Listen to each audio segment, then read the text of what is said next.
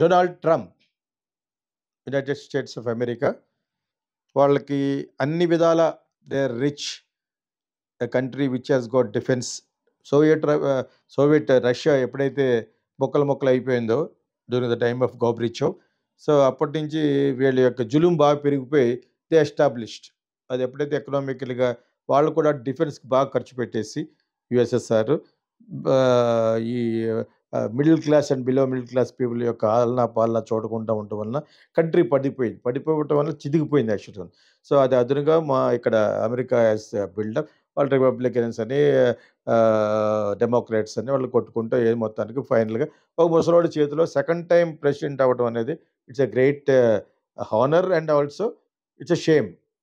అటువంటి బిజినెస్ మ్యాన్కి వీళ్ళ పట్టం కట్టడం తప్పు యాక్చువల్గా. అమెరికా యొక్క శ్రేయస్ కోరుతున్న పేరుతోటి సొంత కొడుకు బిజినెస్గా హెల్ప్ అవుతుందని చెప్పేసి సౌదీ అరేబియాతో మాట్లాడడం, వాళ్ళకే రెస్పెక్ట్ ఇస్తాడు, ఇంకెవరికి ఇవ్వడు. చైనాతో పోటీ పడలేడు. చైనాతో పోటీ పడడం కోసం చైనా ఈజ్ ఈక్వల్లీ ఎకనామికల్గా బై ఆల్ మీన్స్ యుఎస్ని ఢీ కొట్టడానికి కరెక్ట్గా సమానంగా ఉండే కంట్రీ ఏది China. So by all means, so దానికి భారతదేశానికి మొత్తం అన్ని దేశాలకే అక్కడ ఉండి వాళ్ళ యొక్క సంపాదన తింటూ మిగతా దేశం వాళ్ళందరూ బతికేస్తారనే దాంతోటి వాళ్ళ దేశంలో ఉన్న వాళ్ళకి జాబులు రావట్లేదు. ఎన్నిటి మీద అతను తీసుకున్న ఎగ్జిక్యూటివ్ డెసిషన్స్ వల్ల కొన్ని లక్షల కోట్లు స్టాక్ మార్కెట్లో పడిపోయి చాలా చాలా కంట్రీలు దెబ్బతినేసినాయి యాక్చువల్గా. ఒక కంట్రీ అయితే అమెరికాలో కార్ల company closed it for 15 days. ఏమైపోతారు అక్కడ అందులో ఉన్న వేల మంది కార్మికులు. ఈ విధంగా మొత్తం అందరి యొక్క ఎకనామికల్ పొజిషన్స్ బాగా దెబ్బతీసేటట్టుగా డొనాల్డ్ ట్రంప్ యొక్క డెసిషన్స్. అతనైతే లాంగ్ రన్లో we will be having our own, ఇది అమెరికాగా న్యాయం జరగాలని చెప్పేసి అన్ని కంట్రీలతో మాట్లాడతాడు. ఈ శాంక్షన్స్ అనే రూపంతో అన్ని కంట్రీలకు దెబ్బ కొడతాడు. అది యాక్చువల్గా కొంతవరకు శాంక్షన్లు అనేది గవర్నమెంట్లో ఉన్న వ్యాపారంలో ఉన్న కొన్ని కొన్ని షేర్లు పడిపోయినా కూడా అతని పాయింట్ ఆఫ్ వ్యూలో శాంక్షన్ చేయటం అనేది 90% కరెక్ట్. నువ్వు వాళ్ళ దేశం యొక్క వస్తువులకి ఇక్కడ భారతదేశంలో కానీ చైనాలో కానీ ఎక్కువ ట్యాక్స్లు అవి వేసి వా వేసినప్పుడు ఆబ్వియస్లీ మన గూడ్స్ అక్కడికి వెళ్ళినప్పుడు ఎక్కువ వేస్తారు. అగ్రికల్చర్ గూడ్స్ అని అవన్నీ ఇవన్నీ. So money things will be differences. ఇప్పుడు ఎవరి కంట్రీ వాళ్ళకి మెయిన్. నువ్వు ఇక్కడికంటే మన భారతదేశంలో తీసుకుంటే భారతదేశంలో ఉన్న ఈ మహేంద్ర ఇవన్నీ ఉంటాయి కదా, మారుతి, ఉద్యోగి ఇవన్నీ.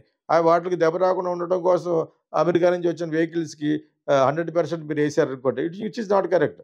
మన కర్ణాటకలో అలా ఉంటుంది. కర్ణాటక ఫిల్మ్ ఇండస్ట్రీ తీసుకుంటే వాళ్ళ సినిమాకి రూపాయి ఉంటే మనకు ₹100 ట్యాక్స్ అనమాట. అయినా వాళ్ళ సినిమాల కంటే ఈ సినిమాలు ఆడతాయి.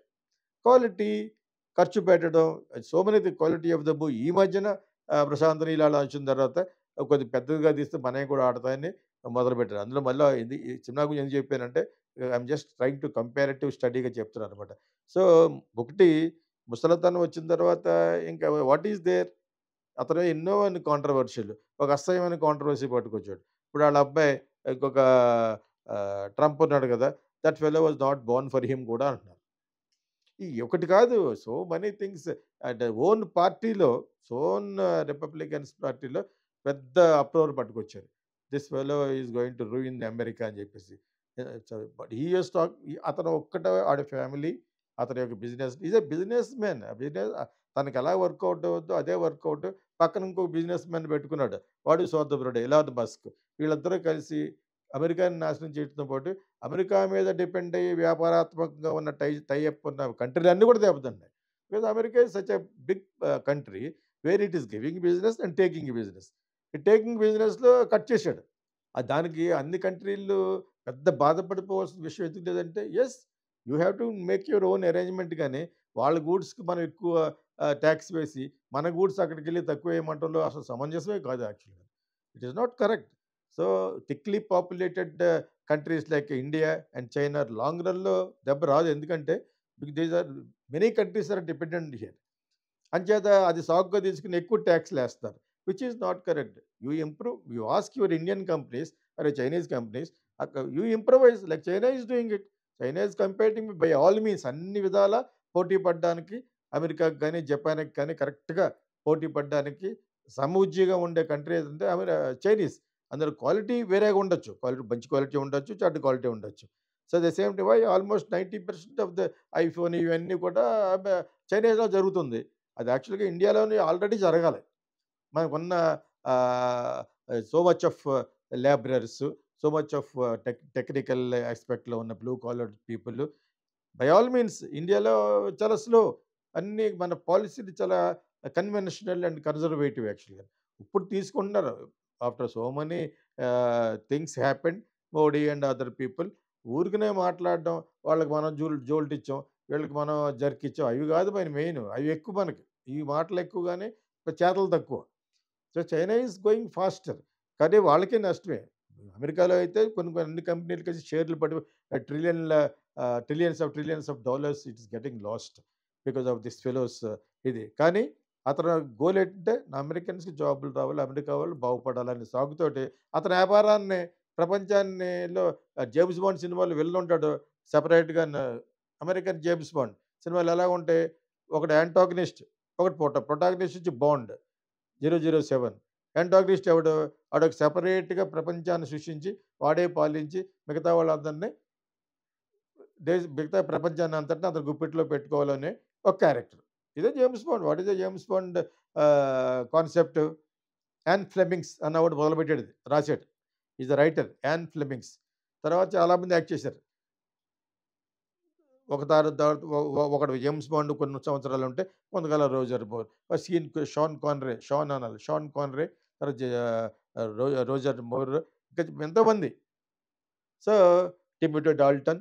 సో, చాలామంది అలా వస్తూ ఉంటారు. ఆ సినిమాలు చాలా చాలా చాలా పెద్ద పెద్ద సినిమాల్లో ఉండే మెయిన్ ఏంటి? Protagonist hero bond.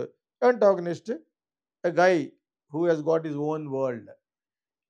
అది లేనప్పుడే సృష్టించి రాశాడు యాన్ ఫ్లెమింగ్స్. సేమ్ థింగ్ ఇక్కడ ఇప్పుడు జరిగేది Donald Trump is an antagonist. ప్రపంచ దేశాలు అన్నీ కలిసి ఒక బాండ్ లాంటి వాడిని కనిపెడితే తప్పితే అందుకని నౌ దే ఆర్ రిగ్రెటింగ్ డెమోక్రాట్సే బెటర్ ఏమో అని చెప్పేసి. ఏం చేయగలరు ఆళ్ళు? అతని మీదే కేసులున్నాయి. So, is a bloody crook యాక్చువల్‌గా. సో, శాంక్షన్‌లు వేసినందుకు కాదు. మెనీ అదర్ థింగ్స్‌లో వేలు పెట్టి ఇమిగ్రేట్ రాంగ్‌లీ మైగ్రేటెడ్ అని జెప్పేసి ఉన్న వాళ్ళందరిని పంపించేసారు. అలాగా పంపించితే ఎఫెక్ట్ అయ్యేవాళ్ళు ఎక్కువ గుజరాతీస్, పంజాబీస్ వాళ్ళే ఎక్కువుంటారు. ఈ సౌత్ ఇండియన్స్ జనరల్‌గా న్యాయంగా వెళ్ళేవాళ్ళే ఉంటారు. 90% ఏదో 10% తప్పితే. సో, అదర్‌వైజ్ ఆ యాస్పెక్ట్‌లో తెలుగు రాష్ట్రాలకు పెద్ద నష్టం రాదు. He cannot check out all the people because they are happily ఎళ్లి బై రూల్స్ ప్రకారంగా ఎంఎస్ చదువుకొని, దాని తర్వాత జాబ్ చేసి అక్కడ మళ్ళీ డిప్లొమా చేసి సాఫ్ట్‌వేర్ అయినోళ్ళే ఎక్కువుంటారు యాక్చువల్‌గా. దెబ్బొచ్చేది అక్కడికెళ్ళి డంప్ చేయబడ్డవాళ్ళు గుజరాతీసు. నేను ఆల్రెడీ దీని మీద చెప్పాను. ఎలా డంప్ చేయబడతారు? నేను ఒక ప్రోగ్రామ్ చేస్తుంటే నాకు 10 మంది కావాలి.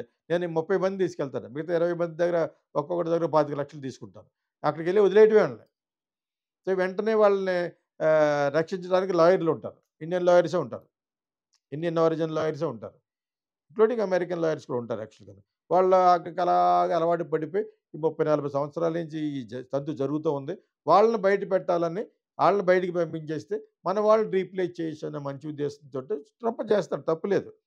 కాకపోతే వీళ్ళు ఆల్రెడీ లాయర్స్ కట్టి ఖర్చు పెట్టేసి రావడానికి ఎవడన్నా ప్రోగ్రామ్‌ని అలౌటెడ్ ఇస్తే కూడా వచ్చేటాటికి అక్కడ డంప్ చేయబడ్డం కోసం ఇచ్చిన డబ్బులు ఇవన్నీ కలిసి చూస్తే వాళ్ళకి కూడా నష్టం. అలాగా మెక్సికన్స్ బాగా దెబ్బతిన్నారు. ఇండియన్స్ అంత స్మార్ట్ కాకుండా వాళ్ళు అక్కడికేదో వచ్చి చిన్న చిన్న పనులు చేసుకునే వాళ్ళందరూ కూడా ఇది అడిగిందని చెప్పేసి ఒక రెవరెండ్ ఒక పాస్టర్‌ని చాలా ఇదిగా చేశారు ఆవిడని. She asked Donald Trump elect అయిన 4 రోజున. ఇలా చేయడం తప్పు కదా! వాళ్ళ మీద మెర్సీ చూపించాలని చెప్పి. అప్పుడు పేటరేగిపోయాడు ఇప్పటి వరకు తగ్గలేదాడు. తగ్గేదేలే అంటే పోతున్నాడు. ఎవరు? Donald Trump. కానీ లాంగ్ రన్‌లో ఇండియా కూడా రియలైజ్ అయ్యి, మనం క్వాలిటీ కంట్రోల్ చేసుకొని, మనం బాగా పెంచుకొని, వాళ్ళ కార్లు కంపీట్ చేస్తే మనయే కొనుక్కోవాలనిపించే అంతట ఎఫిషియెంట్‌గా కార్లైనా కార్లే కాదు అన్నీ. By all means agriculture products అని ఎన్నో ఉన్నాయి. India is dependent on USA, Japan. ఇప్పుడు జపాన్ మీద ఎక్కువ కాన్సంట్రేట్ చేయాలనుకుంటున్నారు ఇండియా. ఏం చేస్తారు? ఈవెన్ ద ఉద్యోగం కోసం వెళ్ళేవాళ్ళు మెయిన్ జపాన్ వెళ్ళి ఇంకా అక్కడ సెటిల్ అవ్వాలని చెప్పి they are welcome. UK is welcome. యూకేలో కూడా you have this racial discrimination.